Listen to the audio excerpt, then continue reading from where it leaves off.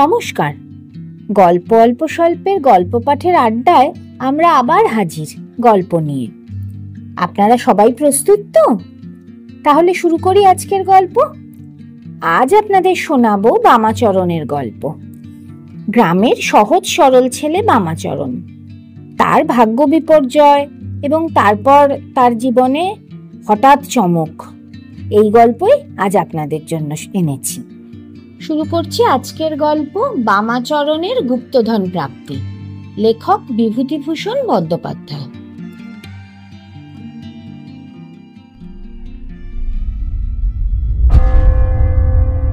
বামাচরণের জন্মের সময় নকিপুরের যদু চক্রবর্তী বলেছিলেন, এ ছেলে একদিন রাজা হবে। যদু চক্রবর্তী এ অঞ্চলের মধ্যে একজন বড় জ্যোতিষী, তার কথার দাম আছে। কিন্তু বামাচরণের জন্মদিনটির পর বহু বছর কেটে গিয়েছে। রাজা হওয়া তো দূরের কথা, রাজসভার একটা ভালো গোছের প্রহরী হবার লক্ষণও তো বামাচরণের মধ্যে দেখা যাচ্ছে। অল্প বয়সে বামাচরণ তার মামার বাড়ি থেকে স্কুলে পড়তো। 4th ক্লাসে উঠবার সময় ফেল করে সে লেখাপড়া দিলে ছেড়ে, বললে, ছোট ছোট ছেলেরা উঠবে নিচে থেকে আমার ক্লাসে, তাদের সঙ্গে পড়তে লজ্জা করে। সুতরাং বামাচরণের লেখাপড়া হলো না।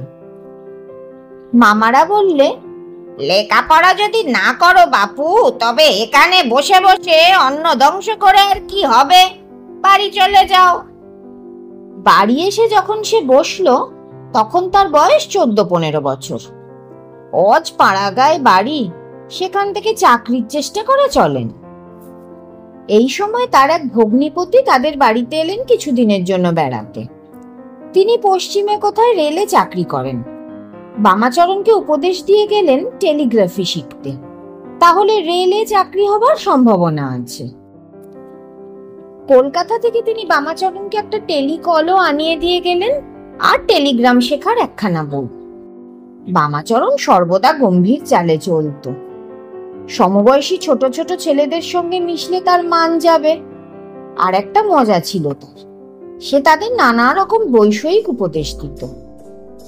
যেমন হয়তো ছেলের দল ওদের বাড়ির সামনে কয়েদবেলের গাছে উঠে মহা হইচই করছে। ও এসে গম্ভীর মুখে বললে, এই সব নাম, গাছ থেকে নাম। কয়েদবেল তো খাচ্ছিস, এদিকে ঘরে যে অনেকের চাল নেই সে খোঁজ রাখিস। শুধু কয়েদবেলে কি আর পেট ভরবে? যা, যাতে 2 পয়সা রোজগার হয় তার চেষ্টা করগে, যা। বামাচরণের বিজ্ঞ ধরনের কথাবার্তায় বেশ কাজ হলো। পাড়াগা জায়গা, সকলেরই অবস্থা অল্প বিস্তর খারাপ। প্রত্যেক ছেলেই জানে যে তার বাপ মার অবস্থা ভালো নয়। অতএব বামাচরণের কথায় অনেকেরই মনের মধ্যে কোথায় ঘা লাগলো। তারা মাথা নিচু করে যে যার বাড়ি চলে গেল। এই সময়েই ওর ভগ্নিপতি এসে ওকে টেলিকল দিয়ে গেলেন। গ্রামের ছেলেরা প্রশংসমান দৃষ্টিতে চেয়ে চেয়ে দেখত বামাচরণ দিনরাত গম্ভীর মুখে ওদের বাড়ির পশ্চিমের ঘরে বসে ঢেকি কলপাতে টরে টক্কা অভ্যাস করছে। ঝড় নেই, বৃষ্টি নেই, শীত নেই, গ্রীষ্ম নেই, দোল নেই, রাস নেই, শনিবার রবিবার নেই, কি সে অধ্যবসায়! দ্রোণাচার্যের কাছে ধনুর্বিদ্যা শিখতেও অর্জুনও বোধহয় এত অধ্যবসায়, এত মনোযোগ দেখাননি। তা তিনি মল্লভূমিতে কাঠের বিবিধ পাখি বিদ্ধ করে যতই নাম করুন গিয়ে। বছরখানেক টেলিগ্রাফ শেখার পর বামাচরণ রেলে চাকরির চেষ্টা করলে, কিন্তু অদৃষ্টের দোষে কোথাও কিছু হলো না। গাঁয়ের ছেলেদের সে বলতো, জানিস, ইয়ার আর রেলের টিআই সাহেব আমার দরখাস্তের জবাব দিয়েছে, তার নিজের হাতের সই আছে। ছেলেদের মধ্যে 2-1জন সম্ভ্রমের সঙ্গে জিজ্ঞেস করত, কি লিখেছে বামাচরণ দা? লিখেছে, এখন চাকরি হবে না, পোস্ট খালি নেই, খালি হলে জানাবে, দাঁড়া। তারপর সে পশ্চিমের কোঠায় তার ঘর থেকে একখানা লম্বা খাম নিয়ে এসে তার মধ্যে থেকে ছোট্ট একটা ইংরেজি লেখা কাগজ বের করে সকলের সামনে বাতাসে 2বার উঁচু করে উড়িয়ে বলতো, এই দেখ। কিন্তু এত কিছু করেও কিছু হলো না। মাসের পর মাস গেল, টিআই সাহেবের সে চিঠি আর পৌঁছল না। হঠাৎ মেঘ ভাঙা আকাশে একদিন চাঁদ উঠল। বামাচরণের পিতা ছিলেন সেকালের ফৌজদারি কাছারির নাজির। যখন তিনি মেহেরপুরে, সে সময় বম্পাস সাহেব মেহেরপুরের জয়েন্ট ম্যাজিস্ট্রেট। সাহেব নাজির মশাইকে খুবই খাতির করত, ভালোবাসত। বামাচরণের বাবা বৃদ্ধ বয়সে পেনশনভোগী অবস্থায় নিজের চণ্ডী মণ্ডপে বসে সমবেত বৃদ্ধ মণ্ডলীর কাছে চাকরি জীবনের গল্প করতে করতে বলতেন, বম্পাস সাহেবকে তো আমি কাজ শিখিয়েছি। ছোকরা সিভিলিয়ান, নতুন বিলেত থেকে এসেছে তখন। ট্রেজারি অফিসের হিসেব রাখতে রাখতে জান বেরিয়ে যেত। আমায় বলতো, শোনো নজির, এ আমার পোষাবে না। গাঁজা আফিমের হিসেব রাখতে আর ওজন করতে করতে প্রাণ বেরোলো। কত কষ্টে বুঝিয়ে সাহেবকে শান্ত করত। সে গ্রামে গভর্নমেন্টের চাকরি বামাচরণের বাবা ছাড়া কেউ করেনি। সবাই হাঁ করে থাকতো। পেনশনও ভোগ করছেন তিনি আজ 22-23 বছর, কি তারও বেশি। বামাচরণের বয়স যখন 18-19 বছর, তখন বামাচরণের বাবা গ্রামে বসে হিতবাদী কাগজে দেখলেন বম্পাস সাহেব রেভিনিউ বোর্ডের মেম্বার হয়ে রাইটার্স বিল্ডিং এ এসেছে। তিনি গেলেন কলকাতায় সাহেবের সঙ্গে দেখা করতে। বম্পাস সাহেবও আর ছোকরা নেই, 50-এর উপর বয়স হয়েছে। পুরনো নাজিরকে চিনতে পারলে জিজ্ঞেস করলে, আমি তোমার কি উপকার করতে পারি নাজির? এক কথায় বামাচরণের চাকরি ঠিক হয়ে গেল। খুলনায় সার্ভে ক্যাম্প পড়েছে, জমি জরিপ হচ্ছে। বামাচরণের বাবা একগাল হেসে সকলকে কথাটা জানালেন। বামাচরণের বাড়িতে সত্যনারায়ণের সিন্নি দেওয়া হলো। গাঁয়ের প্রতিবেশীরা যখন প্রসাদ খাচ্ছে ভেতরের ঘরের বারান্দায় বসে, তখন বামাচরণের বাবা সবিস্তারে তাদের সামনে তার রাইটার্স বিল্ডিং এ গিয়ে সাহেবের সঙ্গে দেখা করার বৃত্তান্ত বর্ণনা করছিলেন। সাহেব বললে, নাজির, তোমার ছেলে যদি এন্ট্রেন্স পাস করতো তবে আমি ওকে সাব ডেপুটি করে দিয়ে যেতাম আজ। বামাচরণ চাকরি করতে গেল, সঙ্গে তার বৃদ্ধ পিতা গেলেন। কারণ বামাচরণের মা বললেন ছেলেকে অত দূর দেশে একলা তিনি পাঠাতে পারবেন না। আবার সেই অদৃষ্ট এসে বাধা দিলে। মাস দুয়ের মধ্যে বামাচরণের বাবা ছেলেকে সঙ্গে নিয়ে বাড়ি এলেন। শোনা গেল বামাচরণ চাকরি ছেড়ে দিয়ে এসেছে। সেখানে নাকি থাকার কষ্ট, নদীর জল লোনা, কাছেই সুন্দরবন, সন্ধ্যার পর বাঘের ভয়, জঙ্গল থেকে কাঠ ভেঙে এনে রান্না করতে হয়। সেখানে ওই কচি ছেলে থাকতে পারে? বামাচরণের বাবা বললেন, কোনো ভয় নেই, আমি আবার যাচ্ছি সাহেবের কাছে। আর একটা ভালো জায়গায় চাকরি যাতে হয়। কিন্তু এবার সাহেব বেজায় চটে গিয়েছে দেখা গেল, না জানিয়ে চাকরি ছেড়ে আসাতে। সাহেবের আরদালি বললে সাহেবের এখন দেখা করার সময় হবে না। বামাচরণের বাবা এতটা ভাবেননি। তিনি হতাশ হয়ে বাড়ি ফিরে এলেন। কিন্তু সেই যে তার মন কেমন ভেঙে গেল, এরপর আর বেশি দিন বাঁচেননি।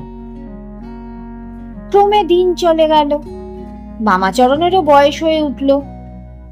বাবা বেঁচে থাকতেই তার বিবাহ দিয়ে গিয়েছিলেন, 2-1টি ছেলেপুলেও হলো।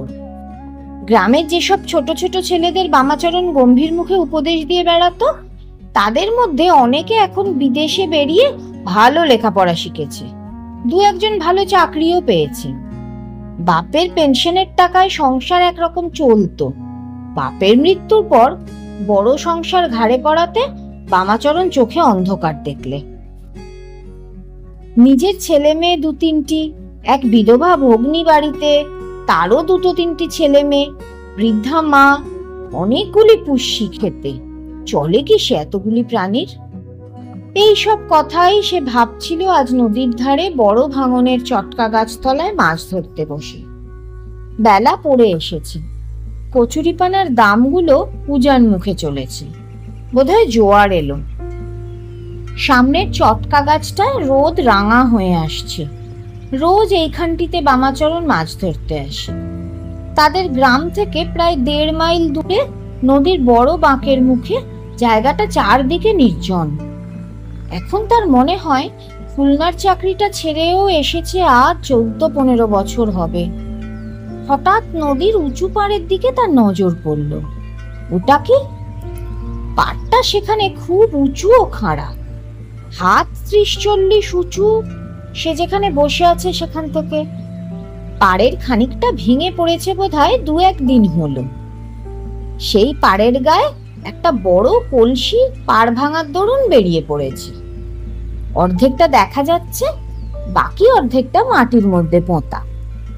বামাচরণের চট করে মনে পড়ে গেল সে গ্রামের বুড়োদের মুখে শুনেছে এই বাঁকের মুখে আগে, বহুকাল আগে, খুব সমৃদ্ধ গোয়ালাদের গ্রাম ছিল, অনেক লোকের বাস ছিল। কলসিটা জমির ওপর থেকে হাত 4-5 নিচে পোতা অবস্থায় রয়েছে। সেকালে লোকে কলসি করে টাকা পুঁতে রেখে দিত। এ নিশ্চয়ই টাকার কলসি। বামাচরণ এদিক ওদিক চেয়ে দেখলে আর কেউ কাছাকাছি আছে কিনা। স্থানটা নির্জন, অন্য লোকে এদিকে আসে না। কলসিটা আর কেউ দেখেনি নিশ্চয়ই। তাছাড়া মোটে কাল রাত্রেই পাড় ভেঙেছে। কে আর লক্ষ্য করেছে একটা কানা ভাঙা কলসি? কেই বা তারপর এসেছে এদিকে। অবশ্য নৌকা থেকে দেখা যাওয়ার কথা, কিন্তু জেলে ডিঙি এত দূরে আসে না। গাঁ থেকে কদমতলা পর্যন্ত তাদের দৌড়। এত দূরে কেউ কোমর জাল পাতে না। বামাচরণ সেখানে আর দাঁড়ালে না, ছিপ গুটিয়ে উঠে বাড়ির দিকে রওনা হলো। তাকে এখানে কেউ না দেখে ফেলে। বাড়িতে এসে সে ভাবতে বসল, এখন সে কি করবে। অনেক ভাবনা চিন্তার পর বামাচরণ বড় ছেলে নিতাইকে সঙ্গে নেবার ঠিক করলে। নিতাই এই 12 বছরে পড়েছে, গ্রাম্য স্কুলে পড়ে। খেলাধুলায় খুব পটু আর সাহসীও বটে। বামাচরণ ছেলেকে বললে, তোর মাকে বলিস নে রাত্রিরে যাবি আমার সঙ্গে একটা জায়গায়। পিতা পুত্রে মই, শাবল, একগাছা শক্ত দড়ি নিয়ে রাত দুপুরের পরে নদীর ধারে চটকা গাছটার তলায় এসে দাঁড়ালো। বুকের মধ্যে ঢিপ ঢিপ করছে বামাচরণের। কি জানি কি হয়। বামাচরণের ছেলে কিছুই জানে না কি ব্যাপার। বাপের কথায় সে এসেছে। কেন এসেছে তার বাবা তাকে বলেনি, কিন্তু সে জিনিসটা খানিকটা আন্দাজ করে নিয়েছিল। নিশ্চয়ই জেলেরা কোথাও জলের ভিতর বাঁশের ঘুনিতে বড় মাছ জিইয়ে রেখেছে। সেই মাছ চুরি করতে তার বাবা তাকে সঙ্গে করে এনেছে। কিন্তু মই কি হবে? জায়গাটা দেখেও সে অবাক হয়ে গেল।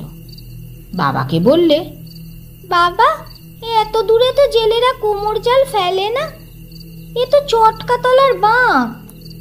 তার বাবা ওর মুখের দিকে চেয়ে বললে, জেলেদের সঙ্গে আমাদের কি দরকার? নে মইটা এখানে বেশ করে লাগা। অতি কষ্টে বামাচরণ মই বেয়ে ওপরে উঠল। নিতাই খুব অবাক হয়ে গিয়েছে। পাড়ের ওপর মই দিয়ে উঠে কি হবে? কি আছে ওখানে? সে একটু হতাশও যে না হয়েছে এমন নয়। বড় মাছ নয়, তাহলে হয়তো বাবা কোনো ওষুধের শেকড় কি মুথো ঘাসের শেকড় তুলতে এসেছে। অনেক সময় রাত্রেই ওষুধের গাছ তুলতে হয়, সে জানে। তার ভয়ও হচ্ছিল। চারিদিকে অন্ধকার, নদীর জলের ছলাৎ ছলাৎ শব্দ হচ্ছে ডাঙায় ছোট ছোট ঢেউ লেগে। এখানে ভূতের উপদ্রবের কথা অনেকে বলে। শ্মশান এখান থেকে খুব বেশি দূরে নয়। নিতাইয়ের গাটা ছমছম করে উঠল। আর বাবা ওপরে গিয়ে পাড়ের গা খুঁজতে লাগলো। সে নিচে থেকে অন্ধকারে তেমন কিছু দেখতে পাচ্ছে না বাবা কি খুঁজছে। একবার সে বললে, কি বাবা, মুথোর শেকড়? বামাচরণ চাপা গলায় বললে, আহ, চুপ কর না, মই ধরে থাক, তোর সে কথায় দরকার কি? নিতাই চুপ করে রইল। কিন্তু ওষুধ খুঁজতেও কি এত সময় লাগে? সে অন্ধকারের মধ্যে মইয়ের নিচে একা দাঁড়িয়ে অত্যন্ত অশান্তি বোধ করছিল। বাবার ভয় কিছু বলতেও পারছে না। অবশেষে অতি কষ্টে ভারী ও কালো একটা কলসি নিয়ে বামাচরণ মই থেকে নামলো। নিতাই অবাক হয়ে বললে, কি বাবা এতে? চুপ কর না, কেবল চেঁচামেচি। তোর সব কথাই কি দরকার? শাবল আর মইটা নিতে পারবি একলা? কেউ না দেখে এজন্য বামাচরণ বাঁশবনের পথ দিয়ে চলল। বেশি রাত্রে গ্রামে চৌকিদার পাহারা দিতে বের হয়, কি জানি যদি সে অবস্থায় হঠাৎ চৌকিদারের সামনেই পড়ে যায়। বামাচরণের বুকের মধ্যে ঢিপ ঢিপ করছে। কলসিটা বেজায় ভারী, নিশ্চয়ই কোনো ভারী জিনিসে ভর্তি। কলসির মুখটা একখানা পাথরের ছোট খুঁড়ি দিয়ে চাপা ছিল। বহুদিন মাটির মধ্যে থাকার দরুন সেটা এমন দারুণ এঁটে গিয়েছে যে অস্ত্র দিয়ে চার না দিলে খোলা যাবে না। বাড়ি পৌঁছেই বামাচরণের বাইরের দরজা বন্ধ করে দিলে। স্ত্রীকে বললে, একটা আলো নিয়ে এসো তো। ওর আর বিলম্ব সইছে না, এক্ষুনি সে কলসির মুখ খুলে দেখবে। নিতাইয়ের মা একটা কাঁচ ভাঙা সেকেলে হিংসের লণ্ঠন নিয়ে উঁচু করে ধরলে। বিস্ময়ের সুরে বললে, কলসিটাতে কি? মরার কলসির মতো দেখতে, ওটাকে আনলে কোথা থেকে গো? অধীর কৌতূহলে ও আগ্রহে বামাচরণ শাবলের এক ঘা দিয়ে কলসিটাকে ফাটিয়ে ফেললে। সঙ্গে সঙ্গে কালো আলকাত্রার মতো কি একটা দুর্গন্ধ পদার্থ মেঝেময় ছত্রাকার হয়ে ছড়িয়ে পড়ল। নিতাইয়ের মা অবাক, স্বামী পাগল হয়ে গেল নাকি পয়সার দুর্ভাবনায় এতদিন পরে? রাত দুপুরে কিসের একটা কলসি কোথা থেকে উঠিয়ে এনে কি কাণ্ড বাঁধালে বলো দেখি। বামাচরণ মাথায় হাত দিয়ে বসে পড়ল। এত কষ্ট তবে সব বৃথা? রূপোর গুঁড়ো এতটুকু নেই কলসিটাতে? কোথায় এক কলসি টাকা বা মোহর, আর তার বদলে এগুলো কি কালো কালো? অদৃষ্ট একেই বলে। সারা রাত্রি বামাচরণের ঘুম হলো না। সত্যি তার অদৃষ্ট ভালো নয়। এমন জায়গায় পোঁতা কলসি পেয়েও তার মধ্যে থেকে বেরোয় কালো আলকাত্রা। না হলে বম্পাস সাহেবের দেওয়া এমন চাকরি সে ছেড়ে দিয়ে আসে? পেয়ে হারানোই তার অদৃষ্ট।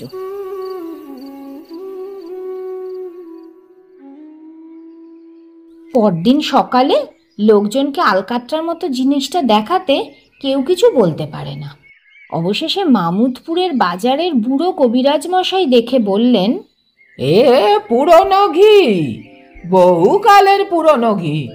কতটা আছে? এর দাম খুব। বিক্রি করবে? কলকাতায় বউবাজারের সেনেদের দোকানে পেলেই নেবে। বুড়ো কবিরাজকে সঙ্গে নিয়ে বামাচরণ কলকাতায় এলো। বউবাজারের সেনেদের মস্ত কবিরাজি দোকান।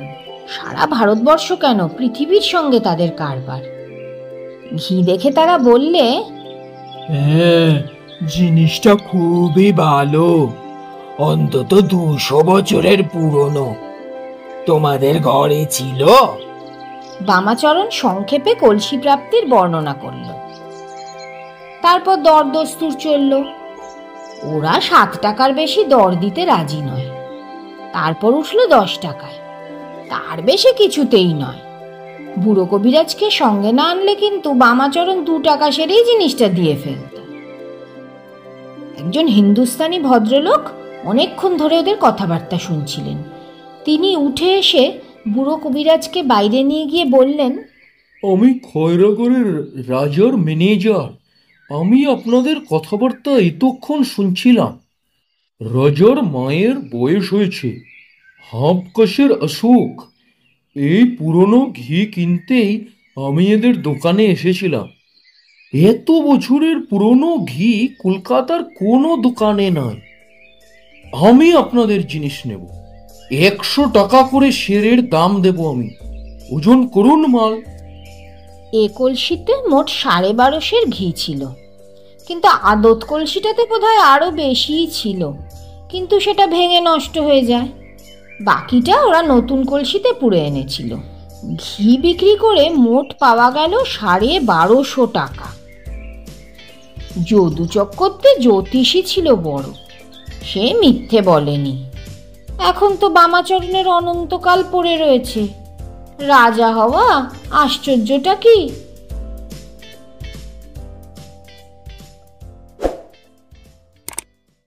শেষ হলো আজকের গল্প। শ্রোতারা কেমন লাগলো জানাবেন অবশ্যই।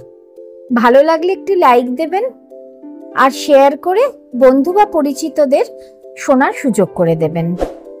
আবার দেখা হচ্ছে আগামী শুক্রবার ঠিক দুপুর 3টে।